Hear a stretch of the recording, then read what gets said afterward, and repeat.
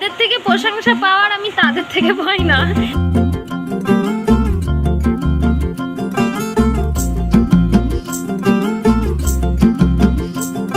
Hello friends, welcome back to my channel. তো তোমরা কেমন আছো বন্ধুরা? আশা করছি ভালো আছো। তোমাদের সাথে সাথে আমিও অনেকটা ভালো আছি। আমার চ্যানেল নতুন হলে প্লিজ চ্যানেলটা জলদি সাবস্ক্রাইব করো, আর পাশে থাকা বেল আইকনটি টুং করে বাজিয়ে দিও, কারণ কি সব ভিডিও নোটিফিকেশন যাতে করে তোমরা সবার আগে দেখতে পাও। তো আজকে ফাইনালি আমার জীবনে বিশেষ একটা দিন, খুব গুরুত্বপূর্ণ। আজকে আমি ফার্স্ট টাইম বোর্ড এক্সামে বসবো, তাও আবার একসাথে দুটো এক্সাম আমার পরপর পড়ে গেছে, মানে একই দিনে দুটো এক্সাম দিতে হবে। সেজন্য সকাল থেকে ভীষণ টেনসড ছিলাম, কী করব ভেবেই পাচ্ছিলাম না। আর আজকে জানো তো, এই পরীক্ষাটা একজনের জন্যই পসিবল হয়েছে, তাকে ছাড়া এই এক্সামে আমি আই থিঙ্ক বসতে পারতাম না। যাই হোক, সে আমার লাকি চাম। সকাল সকাল অনেক অনেক ভয় নিয়ে চলে আসলাম মাকে নিয়ে ফার্স্ট এক্সাম দিতে। আর এটা জানো তো, অনেক দিন আগেই আমি এক্সামটা দিয়েছিলাম, তোমাদের সঙ্গে ভিডিওটা কোনো রকমই শেয়ার করে উঠতে পারছিলাম না। এক্সাম সেন্টারে একদমই ভিডিও অ্যালাউ না, আর তার সাথে ফোনটাও অ্যালাউ ছিল না। তো ফাইনালি আমার ফার্স্ট স্টেপের এক্সামটা কিন্তু কমপ্লিট হয়ে গেছে। আর মুখটা বেজার, কারণ কি এক্সামটা মোটামুটি ভালো হয়েছে, কিন্তু ওখানে একটু প্রবলেম হয়ে যাওয়ায় আমি ভীষণ ঘাবড়ে গেছি। এক্সাম সেন্টারের মধ্যেই পুলিশদের নিয়ে প্রচণ্ড পরিমাণে ঝামেলা হয়েছিল, সে কারণেই আমি প্রচণ্ড টেন্স ছিলাম। যাই হোক, মোটামুটি এই এক্সামটা দিয়ে এখন পরের এক্সামের দিকে রওনা দিয়েছি। ফার্স্ট এক্সাম আমার 10টার থেকে ছিল, আর সেকেন্ড এক্সাম ছিল 2টোর থেকে। যতটা এক্সাইটেড ততটাই নার্ভাস ফার্স্ট টাইম। আর প্রথমত আমি গভর্নমেন্ট জবের এক্সামটা এই ফার্স্ট টাইম দিচ্ছি। প্রথমত কিছু বুঝো কি কোশ্চেন আসতে চলেছে। মোটামুটি যখন আমি সেন্টারে পৌঁছালাম, তো সেখানে গিয়ে বুঝতে পারি যে না, আমার সমস্ত কিছু পড়ার মধ্যে থেকে এসেছে, যেটা আমার খুব ভালো লেগেছে। বাইরের থেকে মোটামুটি টুকটাক এসেছে।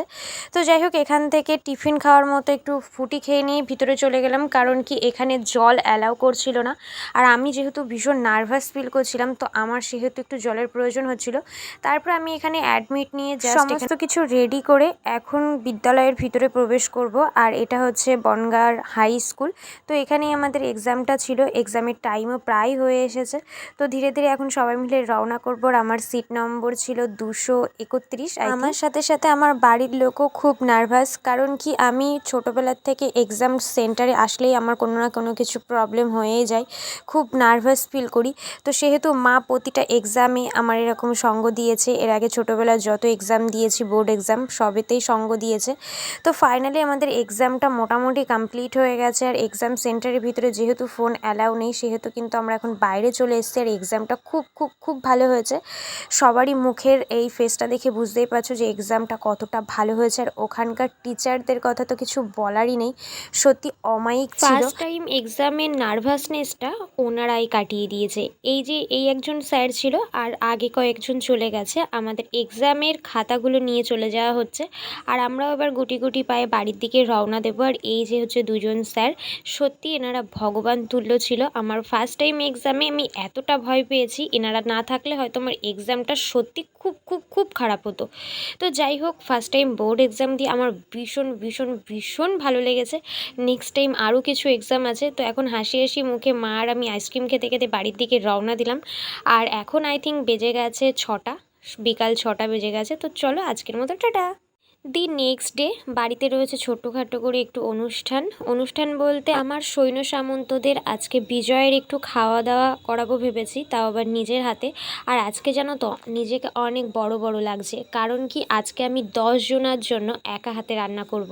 এর আগে মা বাবার জন্য করেছি, আজকে 10 জনের জন্য রান্না করব। এটাই আমার কাছে একটা সবথেকে বড় চ্যালেঞ্জ, কারণ কি এরকমভাবে এতজনের রান্না এর আগে আমি কখনো করিনি।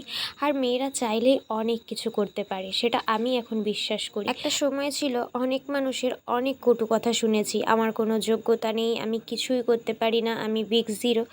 যাই হোক, একটা মেয়ে চাইলে অনেক কিছু করতে পারে, এটাই আমার বলার। তো ফার্স্ট টাইমে আগে চলে গেছিলাম বাজার করতে, সমস্ত সবজি বাজারগুলো দেন মিষ্টি বাজার সমস্ত কিছু করে এখন বাড়িতে চলে এসেছি। আর এখানে তরকারিগুলো বাড়িতে এসেই আগে ফার্স্ট টাইম কেটে নিয়েছি। আলু মশলা বানিয়ে ফেলেছি, আর এখানে রয়েছে গাজর, বিনস, আর রয়েছে কিন্তু একটা ক্যাপসিকাম।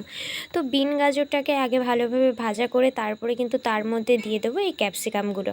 আর এখানে কিন্তু ছোট ছোট কুচি কুচি করে আমি কিছু কাজু আর কিশমিশও নিয়ে নিয়েছি। আর তার সাথে সাথে এখানে নিয়ে নিয়েছি জয়িত্রী আর জায়ফল। তো এখানে সবগুলোই কুচি কুচি করে কেটে নিয়েছি। আর এখন এগুলো অল্প আছে, মানে মিডিয়াম আছে, এগুলোকে ভাজা ভাজা করে নেব। বেশি ভাজা ভাজা করার কোনো প্রয়োজন নেই। তারপর এখানে ভাতটাকে তুমি মিশিয়ে নিলেই হয়ে গেল তোমার ফ্রাইড রাইস। আর ভাতটা মা আগের থেকেই করে দিয়েছিল।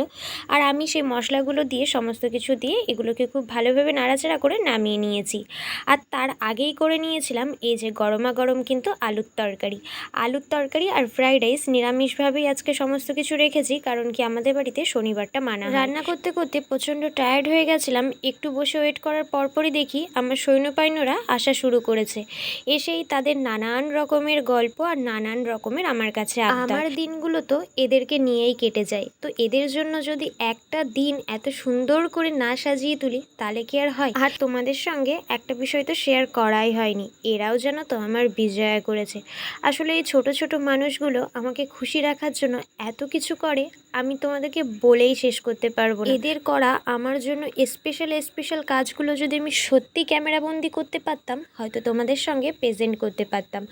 আমাকেও যেন তো বিজয়া করেছে, কুরকুরি, চকলেট, সুন্দর সুন্দর টফি, এই সমস্ত দিন। আজকের এই দিনটাই ওদের জন্য অনেক কিছু করার ইচ্ছা ছিল, কিন্তু ওদের আবদার না, আমাদের রাইসই চাই। কারণ কেন জানি না, ওরা আমার কাছ থেকে একটু রাইস খাওয়ার জন্যই বেশিই বায়না করছিল। এর আগের দিন ওদেরকে মোমো খাইয়েছিলাম, তো তারপরে আবদার ছিল, দিদি মোমো না, এবার তোমার হাতের রাইস খেতে চাই।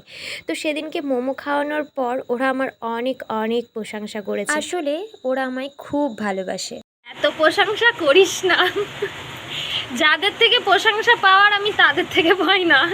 তোরা এত ভরি ভরি প্রশংসা দিস, আমি তো কোনদিন গাছে উঠে যাব প্রশংসা শুনে।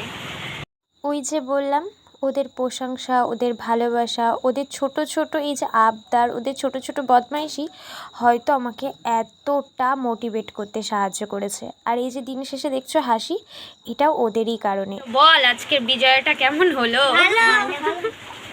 পেট ভরেছে? হ্যাঁ। তোদের দিদি রান্না করতে পারে? হ্যাঁ।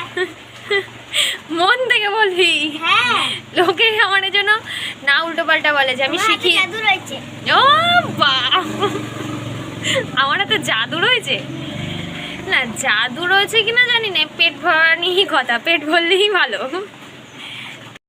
আসলে মানুষের কাছ থেকে বা ছোট বাচ্চাদের কাছ থেকে আমার কখনো কোনো দিনই বেশি কিছু আশা ছিল না। আজকে যে এই বাচ্চাগুলো এত সুন্দর হাসছে, এত সুন্দর করে দিনটা কাটালো, এটাই আমার কাছে অনেক বড় অ্যাচিভমেন্ট। আর আমিও যে 10 জনের জন্য রান্নাটা করেছি, এটা শুনতে অনেকেরই মনে হবে 10 জন। হ্যাঁ, 10 জন। যে মেয়েটা কখনো রান্নাই করে না, সে মেয়েটা হঠাৎ করেই 10 জনের জন্য রান্না করেছে। এটা আর বাকি 5টা লোকের কাছে কেমন শোনাবে আমি জানি না, কিন্তু আমার কাছে অনেক বড় একটা চ্যালেঞ্জিং বিষয় ছিল। যাই হোক, আজকের দিনটা তো খুব ভালোভাবে হই হুল্লোড় করেই কেটে গেল। ভিডিওটা কেমন লাগলো একটু কমেন্টে জানিয়ে যেও। ভিডিওটা ভালো লাগলে লাইক করে দিও। টাটা।